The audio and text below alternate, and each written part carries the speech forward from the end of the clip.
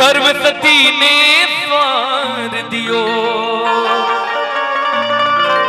कि गुरु ने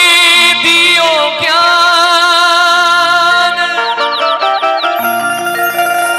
और मात पिता ने जन्म दियो है और कर्म लिखे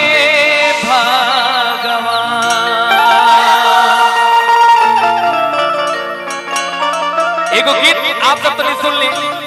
हमारा तरफ से रुआ सामने बैठल बनी प्रणाम करते नहीं आपके एगो गीत आप सबके एगो मैसेज दिए के चाहत नहीं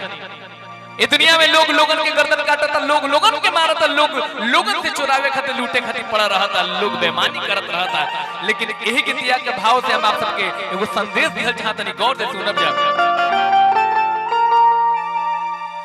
4 दिन के जिंदगी बा मेहमान बन के जिया 4 दिन की जिंदगी मां मेहमान बन के जिया ए बाबू दुनिया में इंसान बन के जिया ए बाबू दुनिया में इंसान बन के जिया 4 दिन की जिंदगी मां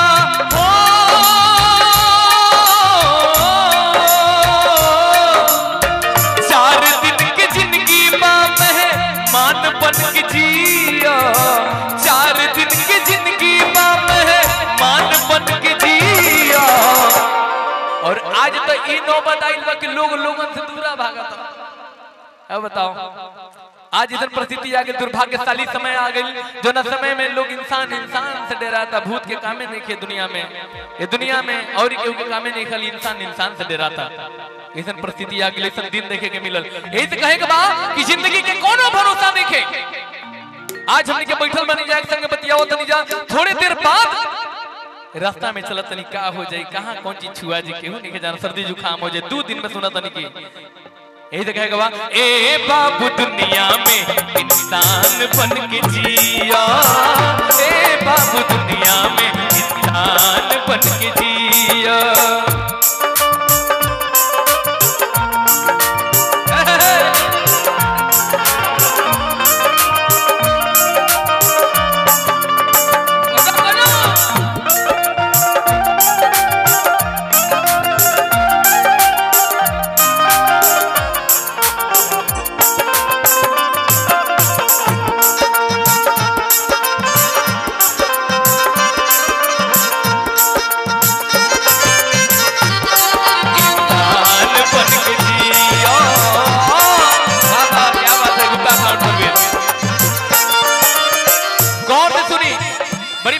सुनाओ तनी ई भजन कहीं सुने के ना मिली ई भजन खाली हमारे YouTube चैनल पे मिली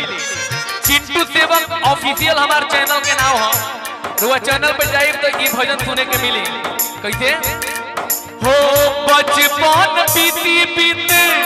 जाई जवानी बचपन बीती बीत जाई जवानी बाबू हो जो ना बार में ही टेम्पू लागता जो ना गाल में ही फिर सवास लागता ई गाल एक दिन धुल जाई ई बार एक दिन करिया से सफेद हो जाई बाबू बचपन बीती बीत जाई जवानी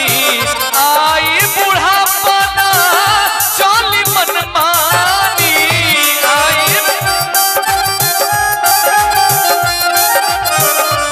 आई बुढ़ापा ना चली मनमानी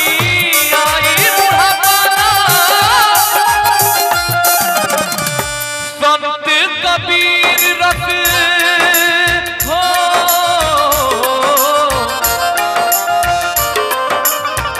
देखिए बहुत बड़े पुरस्कार मिलल आंसू स्टूडियो जेकर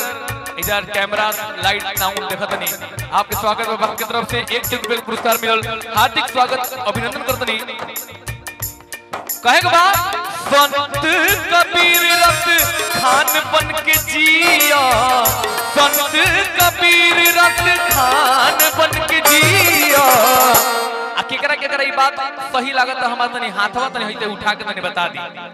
जेकरा नीक लागत हो कि बतिया सही बा तो दोनों हाथ उठा के थप्पड़ी बजाती हमारे गीत पर। ए बाबू दुनिया में इंसान बन के जिया, ए बाबू दुनिया में इंसान बन के जी हो। 4 दिन की जिंदगी बाम है मान बन के जिया, 4 दिन की जिंदगी बाम है मान बन के जिया। ए बाबू दुनिया में इंसान बन के जिया, ए बाबू दुनिया में इंसान बन के जिया, ए बाबू दुनिया में इंसान बन के जिया, ए बाबू दुनिया में इंसान बन के, ए बाबू दुनिया में इंसान बन के जिया। यही धुनवा पे एगो गोपाल राय जी गीत गौले रहनी, गीतिया याद पता आप सबकी इच्छा हो तो सुना।